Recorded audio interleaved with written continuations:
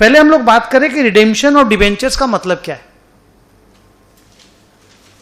आप बताइए, redemption of preference share में रिडेम्पशन का मतलब क्या था? रीपेमेंट, पैसा वापस देना। सो डिबेंचर होल्डर को उनका पैसा वापस देना is called redemption of debentures. 2, debenture क्या है आपकी नजर में? लोन है कंपनी के लिए, यस और नो? बोरोइंग है, यस और नो? और बोरोइंग का पैसा वापस देना है, दैट्स इट, सिंपल सा बात है। अब बोरोड मनी है तो बोरोइंग का तो पैसा आपको वापस देना होगा, दैट्स इट, कहानी ये वाली है। अब डिबेंचर में और बैंक लोन में क्या फर्क है? बैंक लोन भी बोरोइंग है, नहीं शॉर्ट टर्म क्यों, बैंक लोन भी लॉन्ग टर्म हो सकता है। वहां एक जन से पैसा लिया हुआ है, यहां पब्लिक एट लार्ज से पैसा लिया हुआ, लाखों लाखों करोड़ों लोग डिबेंचर होल्डर हैं, बहुत सारे लोगों का थोड़ा थोड़ा पैसा है। इसलिए डिबेंचर्स को लेकर कंपनी लॉ में एक फुल सेट ऑफ रेगुलेशंस हैं जो बैंक लोन को लेकर नहीं है। बहुत सारे पैराग्राफ्स डिबेंचर्स को लेकर के लॉ में लिखे हुए हैं, आप लोगों ने लॉ की क्लासेस में पढ़ा हुआ होगा। हम डिस्कस भी करेंगे और अगेन वो वाली बातचीत भी करेंगे कि आप लोगों को इसमें से क्या मालूम क्या नहीं मालूम। जो आपको नहीं मालूम मैं आपको बता दूंगा, जो आपको मालूम है वो रिवीजन हो जाएगा। ओके, सो कॉपी में आप अपनी पहला लाइन लिखो।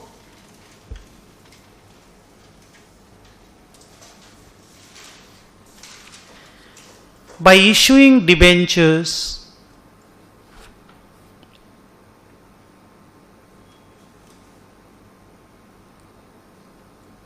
a company raises, कॉमा करके लिखना, a company raises funds, full stop. Debentures are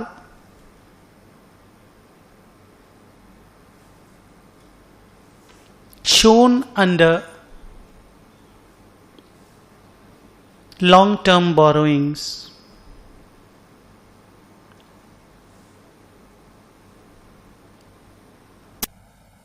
full stop.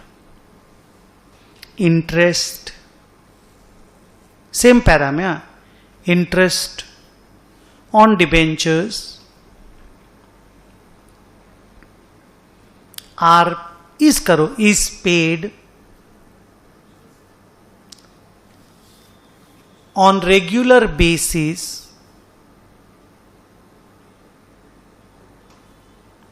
as per the terms of the issue. Terms of the issue के लिए जो डॉक्यूमेंट इशू किया जाता है उसका नाम बताओ, पहले लिखो इसको। As per the terms of the issue लिख दिया, अब बताओ terms of the issue. Debenture deed तो बहुत बाद में बनता है, डिबेंचर डीड पहले दिन थोड़ी बन जाता है। हाँ, पहले दिन ये सारी बातें प्रॉस्पेक्टस में लिखी हुई होती हैं। बोलो हाँ या ना, पहले दिन ये सारी बातें प्रॉस्पेक्टस में लिखी हुई होती है कि हम कितना रुपया में डिबेंचर इशू करेंगे, कितना फंड रेज करेंगे, कब कब इंटरेस्ट पेमेंट करेंगे, कब रिडेम्पशन करेंगे, रिडेम्पशन के टर्म्स क्या होंगे, ये सारा बात कंपनी प्रॉस्पेक्टस में लिख देता है। प्रॉस्पेक्टस के बाद जब इशू होता है तो bank account debit to debenture application, debenture application to debenture, ये सारा फाउंडेशन में आप पढ़ चुके हैं। वो वाला पोर्शन हम नहीं पढ़ाएंगे, बट कुछ बातें जो इशू से रिलेटेड बहुत जरूरी हैं रिडेम्पशन पढ़ाने में, वो हमको पढ़ाना होगा। नीचे लिखो number 2।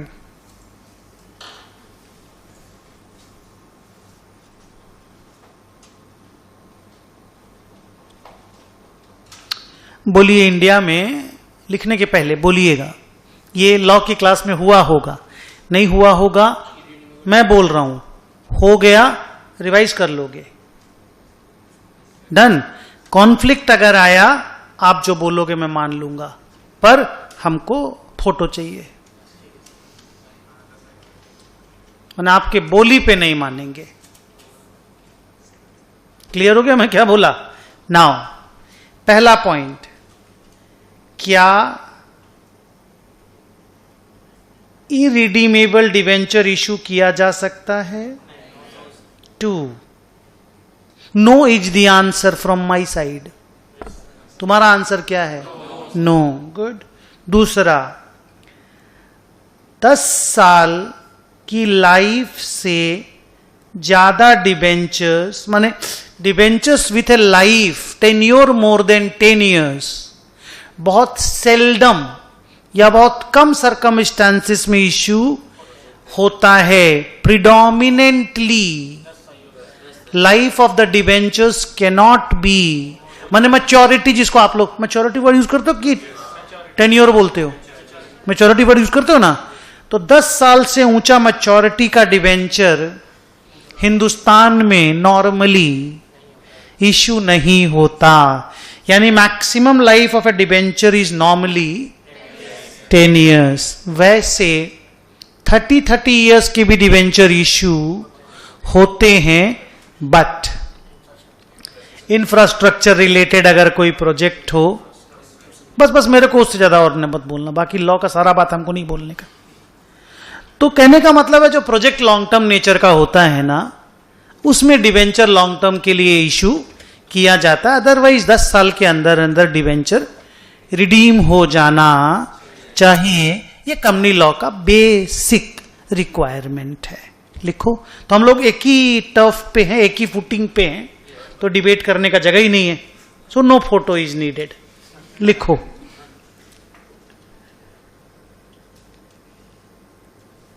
irredeemable debentures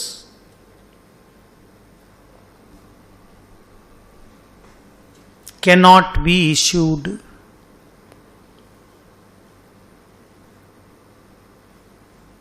full stop.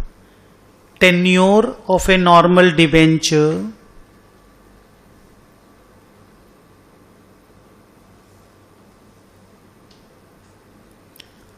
can't be more than 10 years.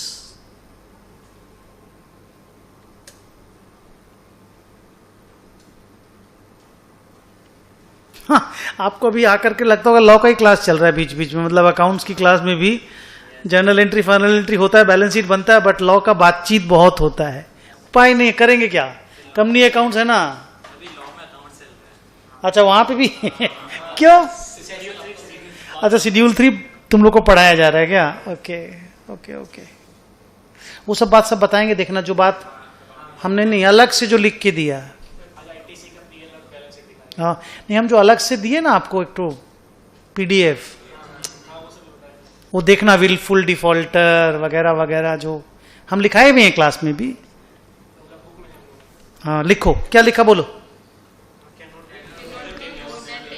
Full stop. For infrastructure projects, debentures with a tenure of 30 years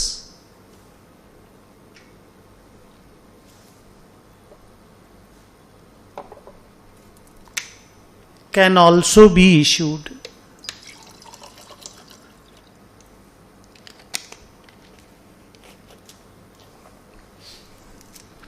ठीक है. अब इधर आइए पॉइंट नंबर 3.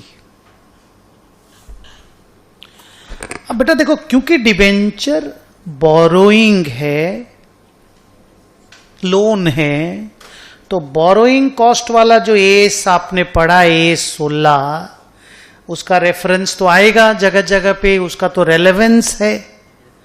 अब प्लस डिबेंचर बोरोइंग है और डिबेंचर एक पब्लिक इश्यू है, मतलब पब्लिक को डिबेंचर बेच करके पैसा जुगाड़ किया गया है. तो लॉ में प्रोटेक्शन भी चाहिए डिबेंचर होल्डर बेचारों को. पब्लिक है, आम आदमी, आम इंसान है, तो कंपनी लॉ उनको प्रोटेक्शन भी देगा मल्टीपल टाइप्स का. प्लस अब कंपनी है, धंधा करेगी, बिजनेस करेगी, तो कंपनी पैसा करके डिबेंचर होल्डर का पैसा लेकर के धंधा में ही तो लगाएगी ना. तो उनको धंधा करने का लिबर्टी भी मिलना चाहिए, नहीं तो ग्रो कैसे करेंगे? ग्रो नहीं करेंगे तो उनका पैसा भी कैसे लौटाएंगे? तो उसका फैसिलिटेशन भी कंपनी लॉ को करना पड़ेगा. तो आपको लॉ में कई जगह पे कंपनी के लिए लिबर्टी और कई जगह पे कंपनी डिबेंचर होल्डर के लिए रेस्ट्रिक्शन भी फेस करेगी, ये आपको देखने मिलेगा। मेरा जिम्मा नहीं ये सब बोलना, बट फिर भी मैं बोल रहा हूं कि आप इस बात को समझो कि दोनों की जरूरत है, तब ना दोनों मिले। अरे बाबा, डिबेंचर होल्डर लोगों को भी तो कंपनी चाहिए ना पैसा लगाना, उनको कंपनी को भी डिबेंचर होल्डर चाहिए, पैसा चाहिए।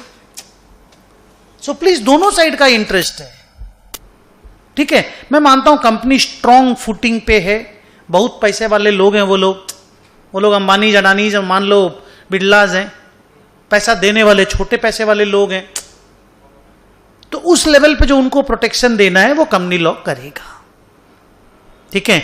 अपने लोग अकाउंट्स की क्लास में उस प्रोटेक्शन को लेकर के ज्यादा बातचीत नहीं करेंगे। लिखो number 3, as debenture is an instrument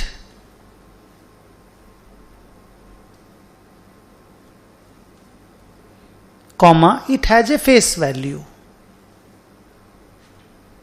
normal बात बोले कि अब नॉर्मल बात बोले? क्या लिखे देखा कि नहीं, क्या लिखे? क्योंकि डिबेंचर एक इंस्ट्रूमेंट है शेयर के जैसा, उसका एक फेस वैल्यू होता है। डिबेंचर्स का एक फेस वैल्यू होगा कि नहीं होगा बताइए? वो 10 रुपया हो, 100 रुपया हो, 1000 रुपया हो, लाख रुपया, हमको फर्क नहीं पड़ता, लेकिन एक फेस वैल्यू उसका होता है, फुल स्टॉप। 2 THOUGH बोलना ये वाली बात, हाँ ये आपको इनविटेशन है। 2 shares cannot be issued at discount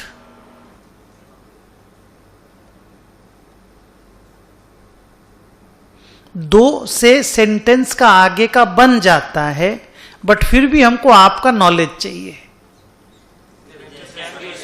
नहीं 2 से मत बोलो, आप समझ रहे हो, माने 2 लिखने से ऑब्वियसली बाद का आंसर वही है, बट वहां से नहीं, आप अपने आइडिया से बोलो कि क्या आपके लॉ के क्लासेस में इसके बारे में कोई बातचीत हुई है कि मुझे डिबेंचर डिस्काउंट में इशू करना है। Am I allowed to do that? Photo समझ गया मैं क्या बोला? जाके डिबेंचर रिलेटेड वाला जो टॉपिक है उसको पढ़ के बताइएगा। वैसे मेरा आंसर है यस, डिबेंचर डिस्काउंट में इशू करने में कोई रेस्ट्रिक्शन लॉ ने नहीं लगाया, नहीं लगाया। लिखो debentures 2 shares cannot be issued at a discount, comma debentures can be issued at a discount.